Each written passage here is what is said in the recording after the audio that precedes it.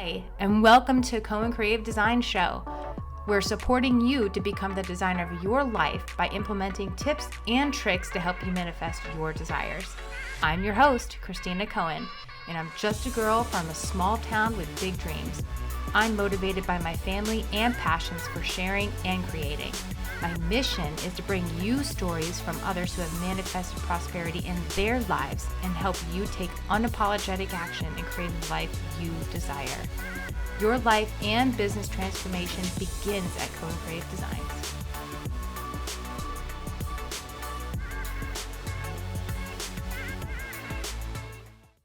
Keith Daubmann, co-owner of My Shower Door and My Architectural Glass in Southwest Florida. Some of Keith's top skills is negotiation, leadership, customer service, and team building. Well, good morning, Keith Daubmann. How are you? Thank you so much for being here with me this morning. Thanks for having me. This is an honor.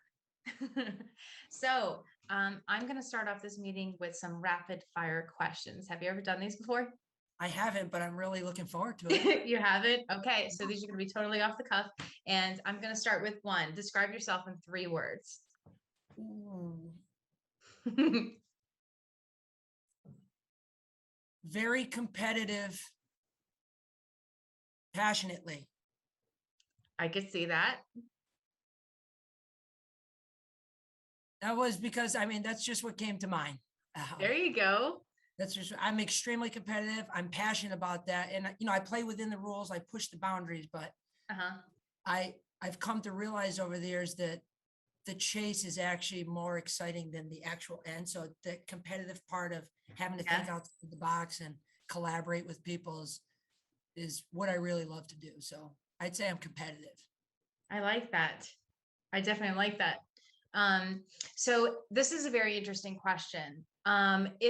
If a movie was made of your life, what genre would it be?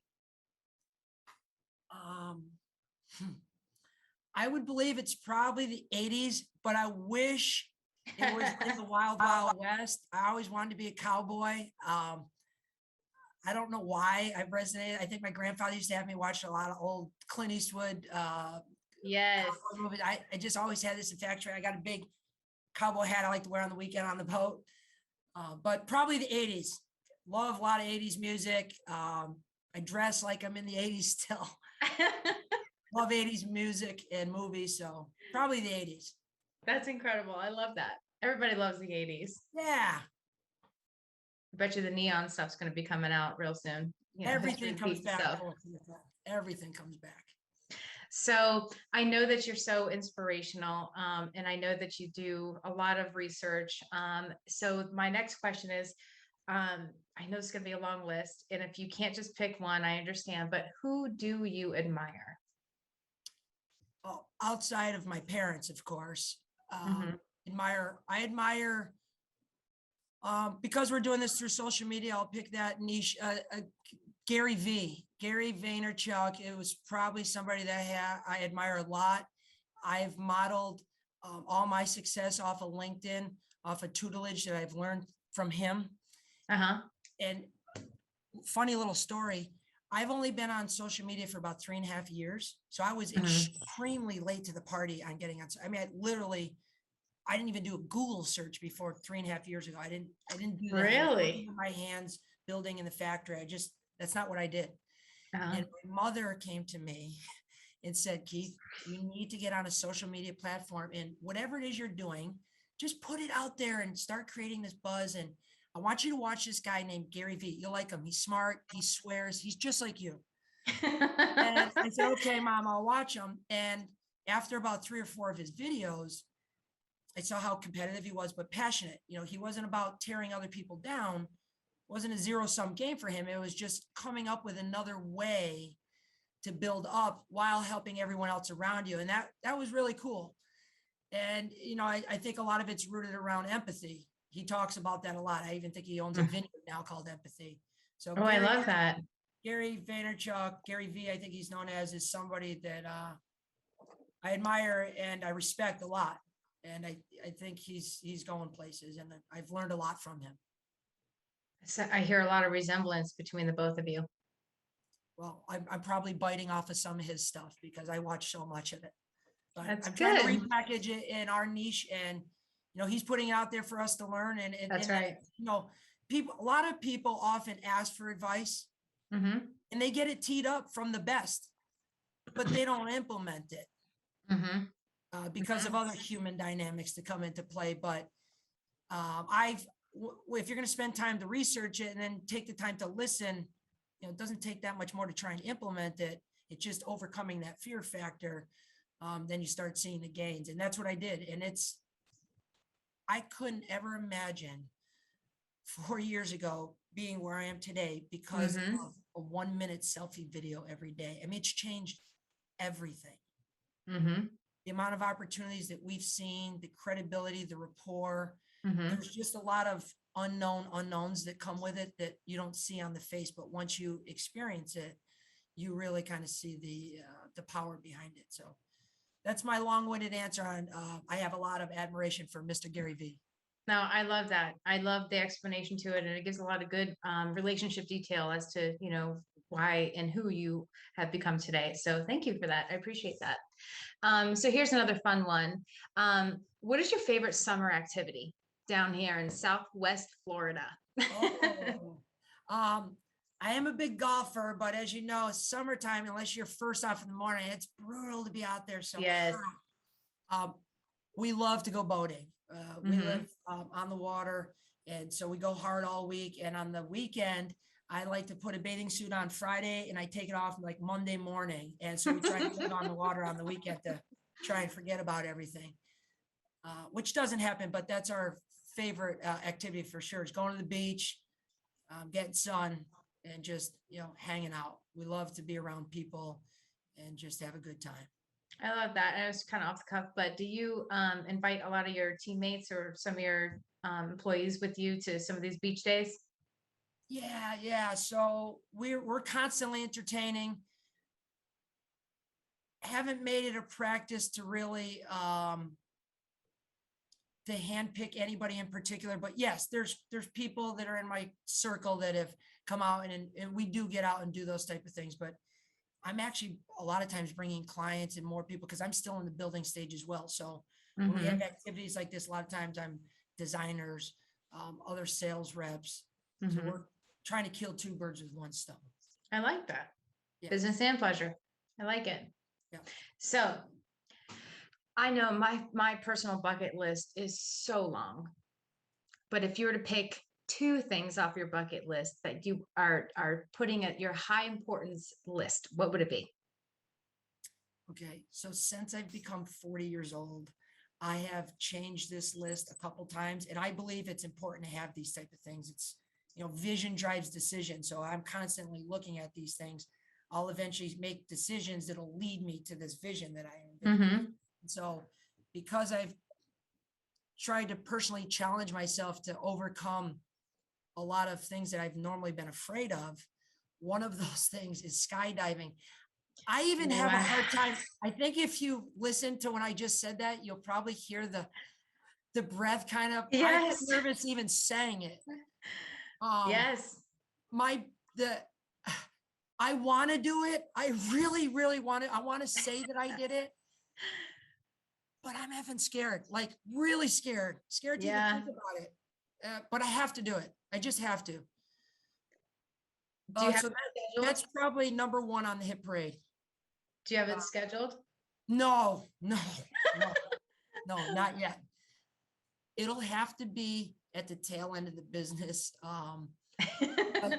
Just because of relationships that are here. I'm kind of the. I agree. And look at you're bringing the logic into it. Yeah. I'm not allowed to do stuff like that. Yes.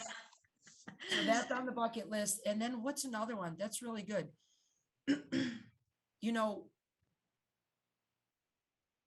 The success that we've had over the business over the last 10 years in particular has opened my eyes up to really how much we enjoy helping other people.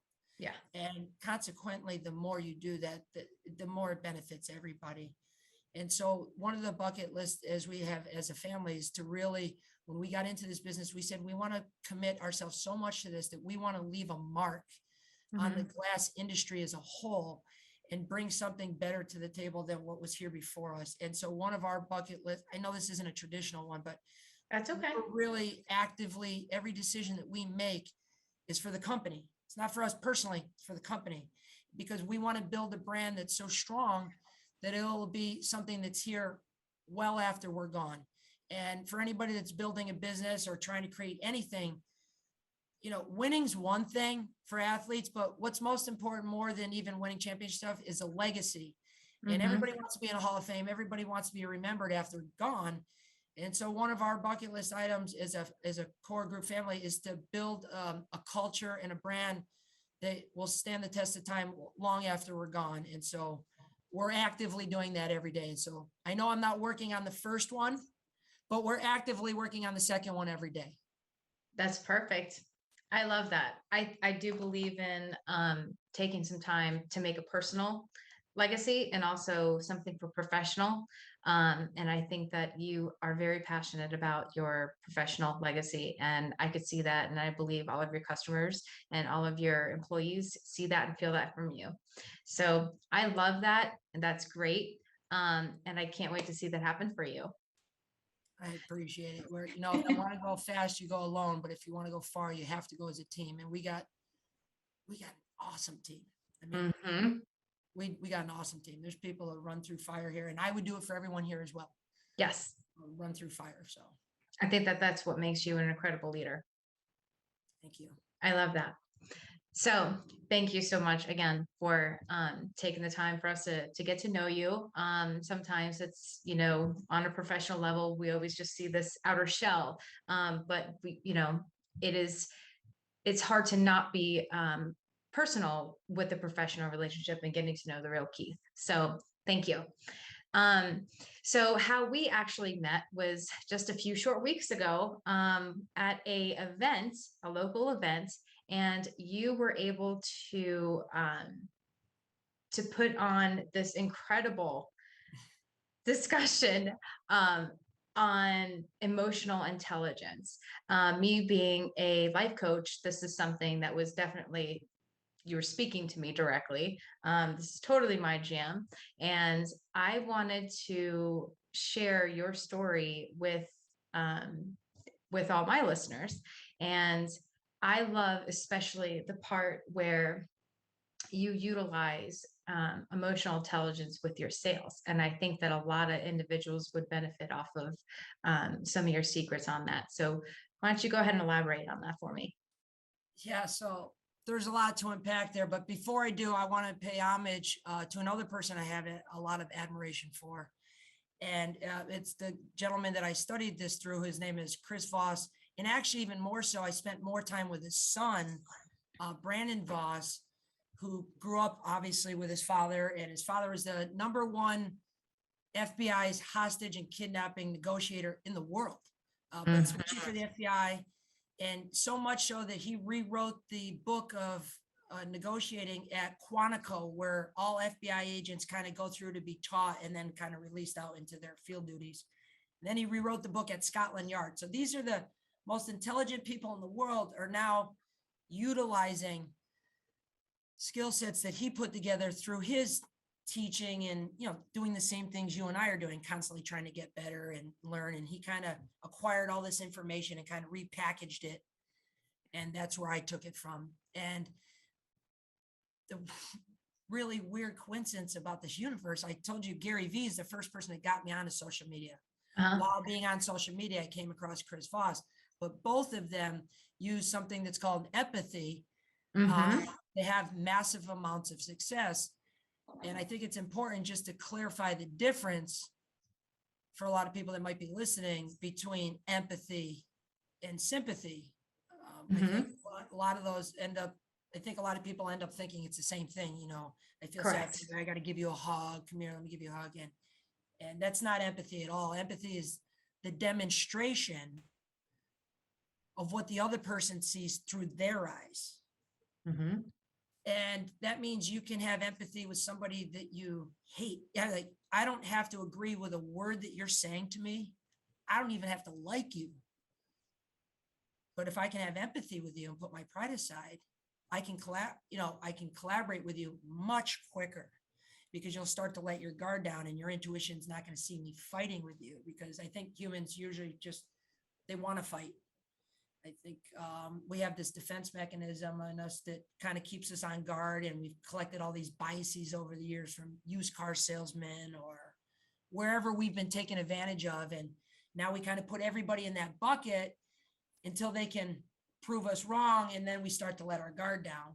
Yes. And I found that using these skills to demonstrate empathy has allowed me to collaborate not only much quicker, but because of the neuroscience that's behind it, it's much stronger. So these collaborations are getting together faster and they're stronger. Mm-hmm.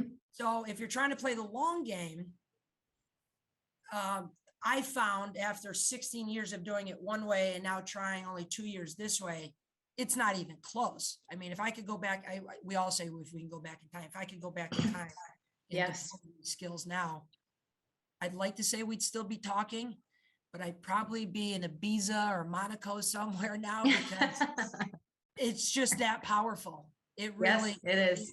It really is. And it's uncomfortable. It's before we got on camera, we were talking about fear. And Mhm. even with my bucket list, the fear, it's just, everybody's afraid. It's a question of what we're afraid of. Correct. And when deploying these skills, it just feels different. And you think the other person's going to hate you and they're going to find out what it is.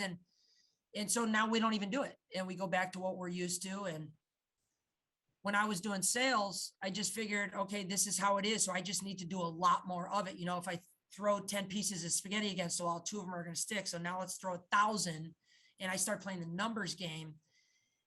And it wasn't until I really started to appreciate the true value of my time that I realized this is a waste of time. There's got to be a better way. There just has to be a better way. And that's when I came across the Chris Voss with the tactical empathy. And Do you feel that now with your new approach to using Chris Voss's a lot of his skill set that he was demonstrating, that you are attracting the right clients more so now, opposed to going the old fashioned, like beat them with the sales pitch routines? yeah, so there's 2 things there. One, I don't beat them with the sales pitch routine anymore, because that releases a bad chemical in the brain that creates the fight or flight mechanism. And we don't want to do that. That's not deploying empathy. The first part of your question was, what was the first part of your question? So with you utilizing this new tactic from Chris Voss. Oh, so attracting it, I would say it ends up attracting more because I'm doing business. The people that I end up doing business with is so strong that they end up telling their friends. And so if I like doing business with this person, it would stand to reason that I like everybody in that pool. And so that's one tactical. The other one is it allows me in the beginning to use it as a filter to see if that's somebody I even want to do business with. Maybe they're not a right fit for me. Right. Because this goes both ways. Correct. A customer will obviously come because they want to see if they trust me. But I would argue I'm also doing the same thing. I've done enough reps now that, I'm not saying, I'm sure this is going to seem extremely cocky and arrogant, but I don't need to practice anymore. I've already learned all these lessons the hard way. So I'm trying to get the most out of my time. And doing that is finding out if there's even a deal to be had in the beginning. It's not a sin to not get a deal. It is a sin to take a long time not to get a deal. I love that. So with these skills, it kind of teases it up a lot faster. So I'm buying more time. I can do more deals and I can do more better deals. I think that from what I've also heard, and correct me if I'm wrong, but I feel that your genuine approach to all this stuff too is the longevity of a relationship as well. That's more so the bottom line, not such a transaction type of sale pitch or technique. This is an actual relationship that you're forming with your coworkers and also your clients. Some people that are naive would call it greedy. The intelligent ones call it long-term greedy. Because if I want to do business with you forever, my baseline has to be, I'm putting you first. Everything I do, I'm going to say, I mean what I say, and I say what I mean. Whatever we talk about, I'm going to go to my grave, making sure that happens, because that's the only way you'll stick by me if there's a problem, or in the future, or tell your friends at dinner. And so our baseline, our integrity, our morals, we don't compromise those for anything, for anything. And I think, when did you figure that out? It's cliche. You've always heard it. We've probably all said it, but I'm being very vulnerable here. Probably about 3 years ago. 3 years ago, 2 years, it became gospel to me. But because in the past, if I felt like I was done dirty by a contractor or somebody that came in and pulled a shot on me, where they kind of led me to believe this was happening just so they could get this. And then they say, don't burn a bridge. I would bomb the bridge. It was just immature. I let the emotion take over me. They say you can only hold your breath as long as you can hold your emotions. It's so true. And we say that we can control it, but we can't. That's why we go, don't get mad, don't get mad, don't get mad. Don't kill him, don't kill him, and I lost it. And so after having one of those kind of really go sour on me, I really looked at myself and said, this isn't right. It doesn't feel right. And, I could try and justify it in my head, like he deserved it, but it's not right.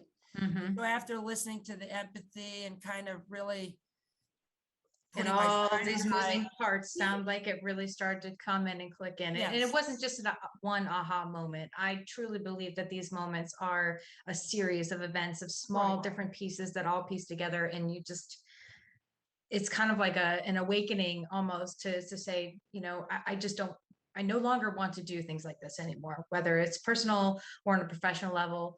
I want to run this way. And I think that those moments all have to happen for a reason. All of these things have to happen. So we learn, and we have a genuine appreciation from where we want to go, and then be able to teach these things to others. So I'm glad that you did take the second to, admit that there was, it's okay that it was 3 years ago, because you've come so far within the last 3 years that I think you should be unapologetic with that. Certainly. I appreciate it. They say, I'm not a big religious guy, but one thing I have heard that really sticks with me is the pride goeth before the fall.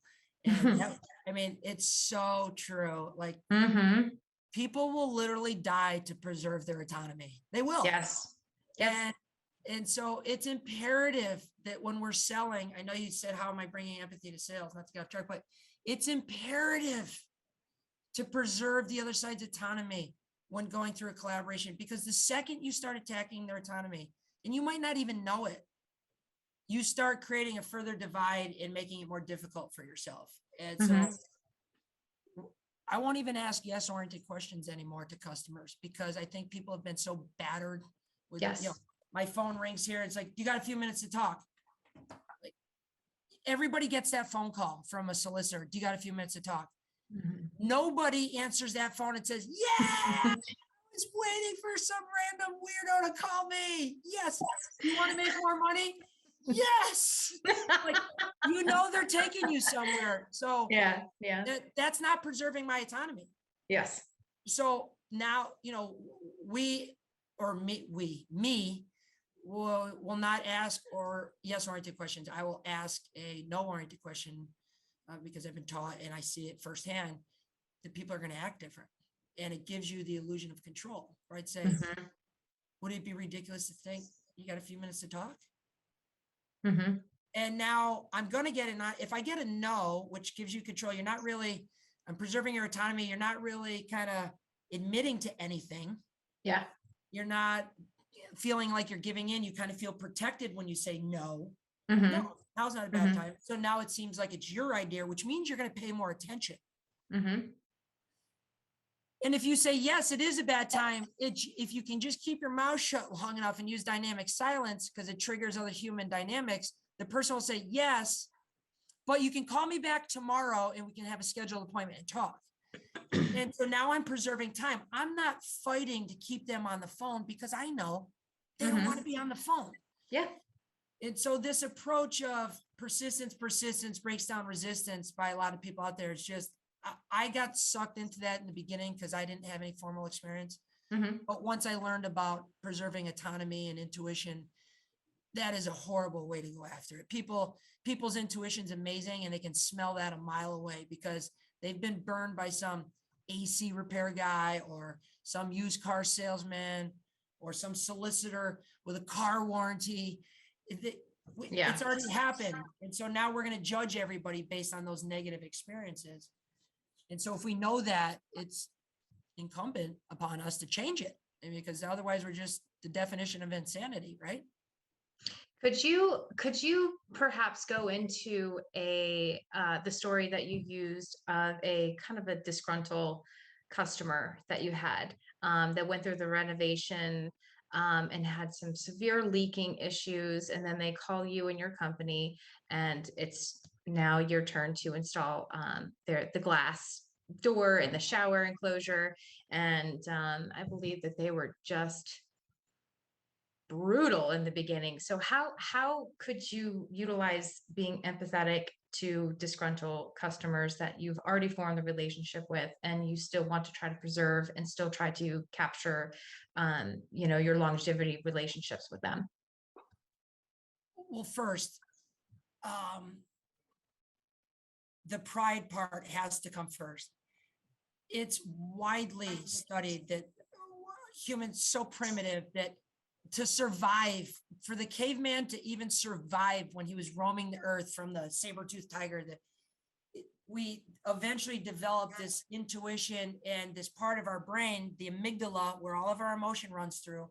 75% of it is rooted in negativity. That's what kept the caveman alive, to be kind of suspicious and cynical and timid.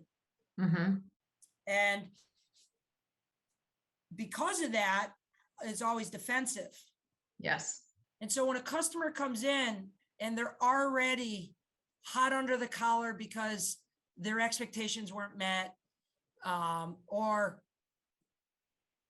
they're just has nothing to do with you. It had nothing to do with you, but it's obvious that they're upset.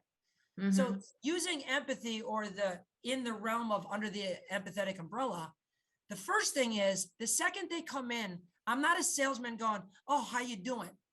Because a person's, again, their intuition is amazing.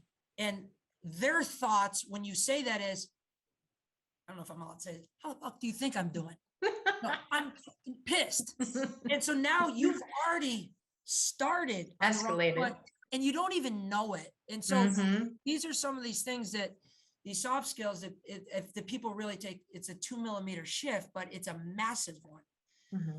And so the person's obviously genuinely upset about something. So as soon as they come in, I kind of do a cold read. We've all done this. We've all seen enough transactions within our businesses that we kind of, 3 things are going on here. So I know which one it is. I'm going to be cognizant of that. As soon as they come in, my voice is going to dial down into an extremely collaborative. I'm not going to be using things like, "Sir, calm down." I'm not going to be giving any demands. I'm going to label the actual emotion that I can kind of, whatever my gut's telling me, I'm going to call it out with a label. Label starts with it sounds, seems, feels, or looks. And he's going to come in and I would say, "Mr. Smith, it seems like this is an emergency." Now that label is going to trigger him kind of this unconscious, almost word vomit of whatever's on his mind, because it innocuously said, "What's your problem? Tell me." But what's your problem is a demand. And so that, again, it goes down a different path. It goes down the fight path, where it takes 2 to fight. Whereas if I'm using this collaborative deployment, kind of turns it into a dance. He starts talking about it. Now that negative emotion starts going down. Negative emotions never die. You know this. Negative emotions never die. They fester. And so I need to disarm that immediately. Seems like this is an emergency. Yeah, the guys are supposed to be out here, and the sweep wasn't on the door and I took the first shower and there's water all over the problem. You probably think we're the worst company in the world right now. No, I didn't say that. It's just my daughter-in-law is coming in this weekend. Now we see what's going on. Just like we talked earlier, it's never the straw that the camels, it was just the last straw. There was a million other straws before this, the last straw. And so the shower door problem wasn't the problem. Like, we don't test them after we install it because the silicone's got to dry. Uh-huh. And so I don't want to say it's a coin flip, but we have very low callback rate. But there's times we come where we excel is we can get right back out there and fix it. But when he came in thinking that he had to go guns blazing like cowboys and just go right for the jugular because they use fear, people that don't know how to negotiate typically use fear. Mm-hmm. And so if you don't play with fear, his intuition says, wow, this guy's really trying to help me. And I get empathy. Mm-hmm. So I go, you probably think we're the worst company in the world. He's no, I don't think that. My daughter-in-law's coming this weekend and they're getting married and it's the first time that she's coming to our house and my wife wants everything perfect. Mm-hmm. And I just want to go play golf. You want to play golf? And I mirror him. And now within a minute, I'm getting invited to go play golf. We've already deployed service guy to get out there. And this guy's my best friend. And the most dangerous negotiation is the one you don't know you're in. And this is kind of how you do it. And consequently, he's going to leave there better off. Mm-hmm. Some people that watch this might think right out of the gate, this is manipulation. The difference between manipulation and persuasion is intent. And I'm here to tell everybody the intentions of my shower door and everybody employed here is to do good by the customer. Mm-hmm. And so if that means I talk to somebody a certain way to help tamper their anxiety and make them feel comfortable that we're going to fix their problem, then shame on me. But this is what we found works the best. And it just creates better relationships for everybody. Nobody needs to go around being stressed all the time. That's not good. Mm-hmm. I think doctors and most medical professionals are made the last 2 decades trying to mitigate the release of cortisol or whatever it is that causes anxiety, stress and anxiety. Yeah. Yep. And so we don't need to excel that by telling customers, be quiet, don't talk to me like that, calm down. There's other ways to tamper down these anxieties and kind of flip the script almost immediately if we're willing to give it a try. I think that's very well played out. Handling of a disgruntled customer, because it doesn't matter. It doesn't have to have anything to do with you or anything to do with the product. I mean, maybe it was like you said, the last straw. But usually when people react to certain situations, it does have everything to do with, a bunch of the counter moving parts, and you never know what's going on inside of anybody else's life in their home. So I think that just by genuine, empathy, being introduced into a conversation is going to make a huge world of a difference.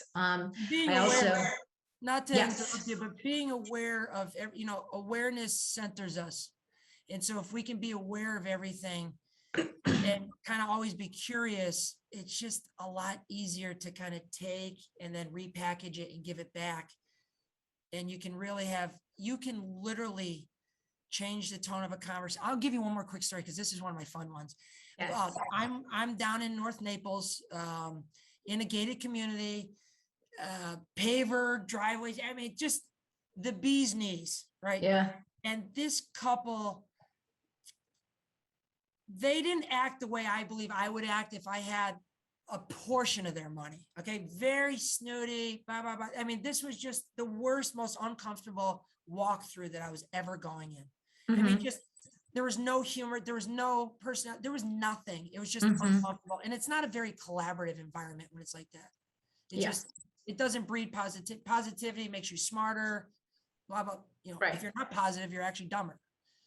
So we're walking through, we get into the master bath, and it was in the middle of the summer. And the master bathroom is actually in the middle of the house. So there's no windows actually in it. It's very dark. And it's in the middle of summer and the power goes off on the house. There's literally no lights. It's dark. So it's me, my assistant, the husband, wife, and the architect. And it goes pitch black. And it's, awkward silence. Felt like an hour, it's probably 2 seconds. And I say, somebody grab my ass.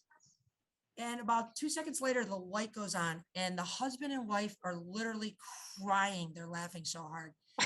And from that moment on, the meeting was unbelievable. It was a little bit of an icebreaker that brought some humor and kind of the positivity, opened up their minds to be more like, we don't need to be like this. It's just, this is pointless. Mm-hmm. And that little joke, again, you have to be aware.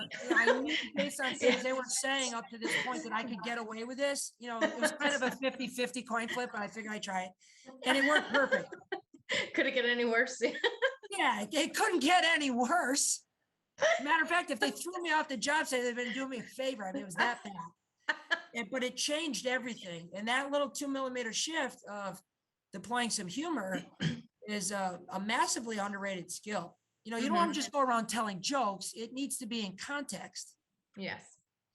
But it had a massive impact on the rest of that. And I actually am still doing repeat work years after for this client. And I believe is mainly because I asked if anybody grabbed my ass. That's a great story. I'm sure you could tell by my facial expressions. I wasn't expecting that. Yeah. Well, timing's everything.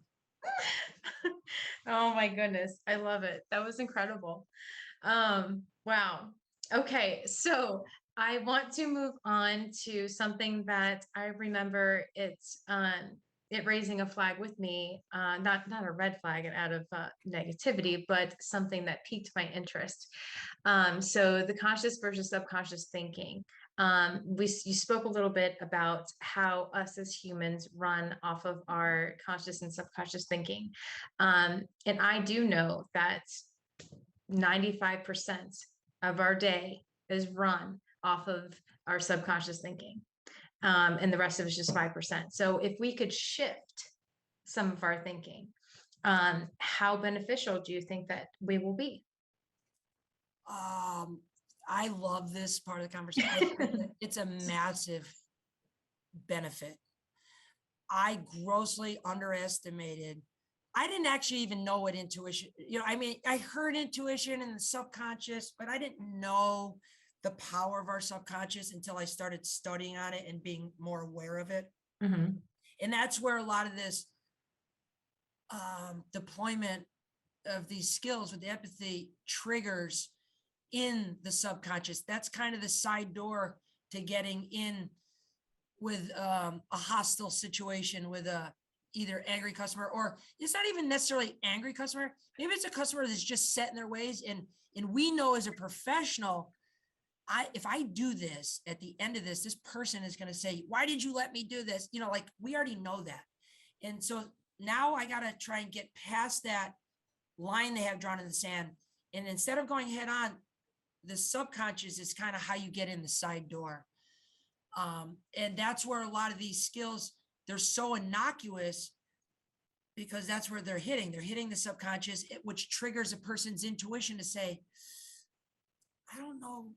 There was something about when you came up to me at that boss event that just told me, you know what? I don't know you, never seen you before in my life, never heard you speak, but I have a feeling I want to go on your podcast. My intuition's telling me, seem like a good person, the way you approach me. And that all my intel that I gathered to even make that comment came from my intuition, my subconscious. And I think a lot of people don't listen to our intuition.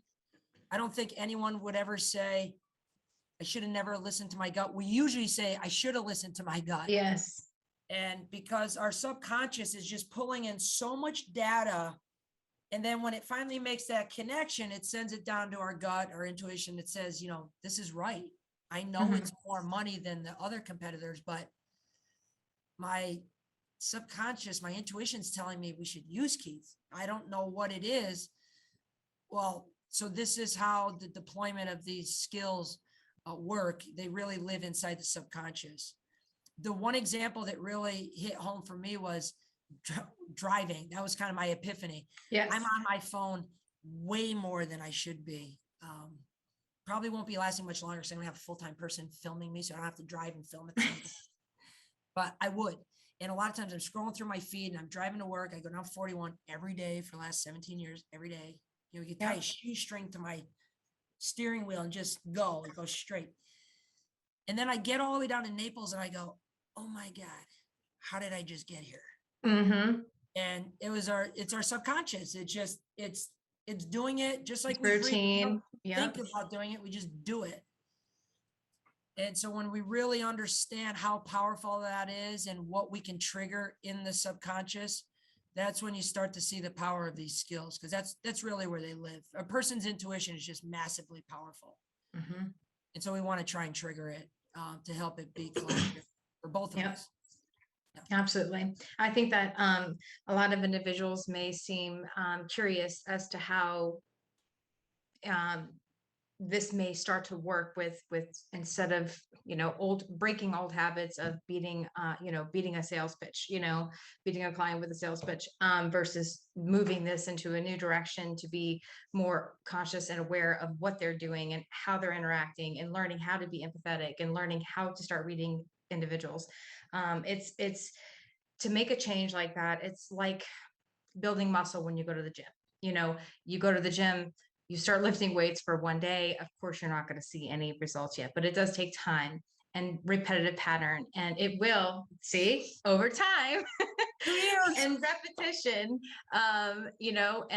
and working on these skills, that it actually can start to make a difference. And your subconscious thinking will now start to begin, move into your conscious thinking, where new habits are being able to be developed and formed, and this new way of things will start to be second nature.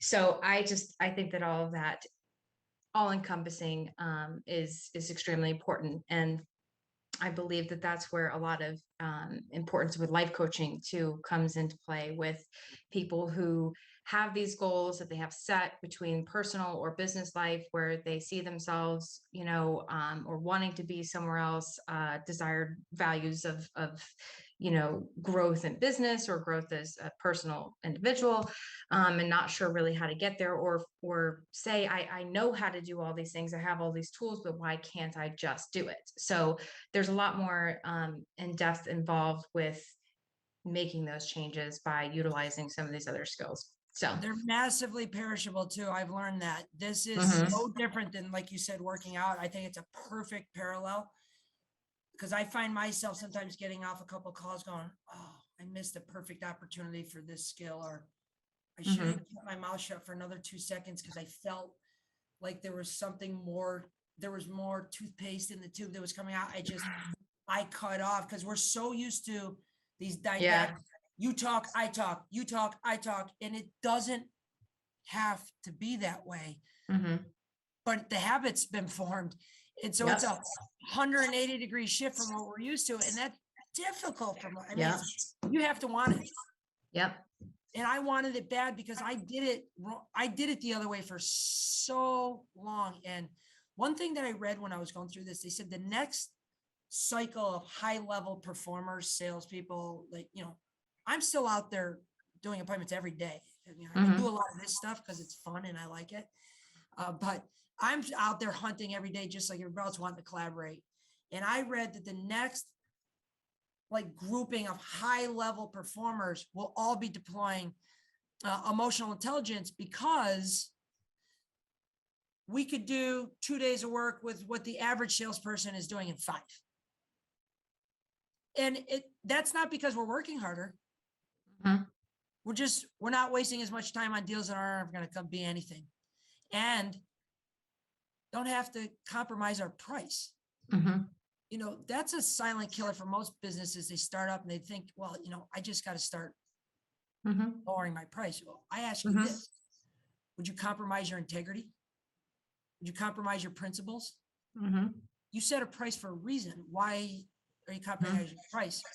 The reason is they're afraid. They're afraid they're going to lose it. But they also is because they don't have any other arrows in the quiver to deploy. And I would say to anybody that's out there that's tired of cutting their price, or tired of being told what to do, and it's not right, but you don't know how to handle it because you're afraid of not preserving the other side's autonomy, and you might get fired either from a customer or for a job, I would tell you to look into the emotional intelligence, because it kind of preserves the other side's autonomy and allows you to get your feelings out there while still not, pissing on someone's birthday cake.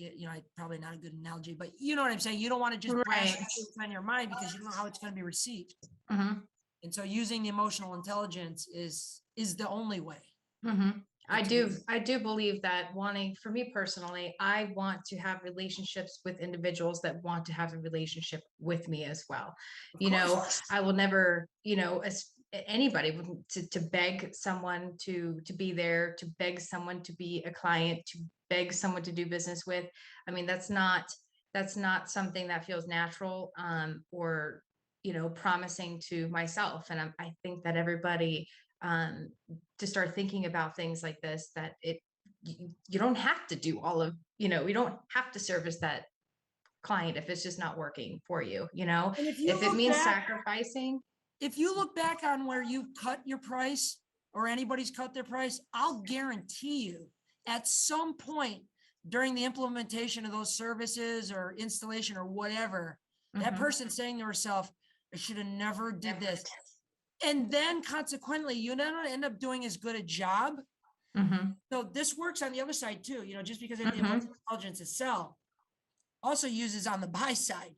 But I have to come from a good place, because I know if I take somebody to the woodshed, like a car dealer, I'm going to have no deals one off. I'm going to need another car in 3 years, because I drive the what out of my vehicles like a cowboy, and I'm going to need service. Yeah. And if that guy goes, oh, here's that guy that took me to the woodshed, he's not going to put me to the front of the line on my oil change. I'm going to go to the back of the line, and I'm going to get a new guy doing it. And he's not going to give me the free stuff that I like and the loaner car that I want. They're not going to do that. And so there's a fine line on deploying this stuff, and you can't just use it for good. I mean, you have to use it only for good, and you can't use it just to take. And that's the difference between manipulation, Yes. and is the intent behind all of it. Yeah, come from a good spot. Absolutely. Yeah. Keith, this is amazing. Thank you so much for sharing some of your time and all of everything that you've learned the last few years. I could tell you're certainly passionate about it, as in my, we geek out on the on the human behaviors and emotional intelligence. I think that it is the next way to do business, and also take a step and look at what we have in our relationship form, so I think that benefiting ourselves to the core is only going to enhance our relationships with others around us, and make life generally just more, attractive and appealing. And, life is too short. So I would love to live my life in this manner, rather than trying to go against the grain with everything. Right. So Not here for a long time, here for a good time. That's right. As country Floridians. Yeah. I love it. Oh, thank you.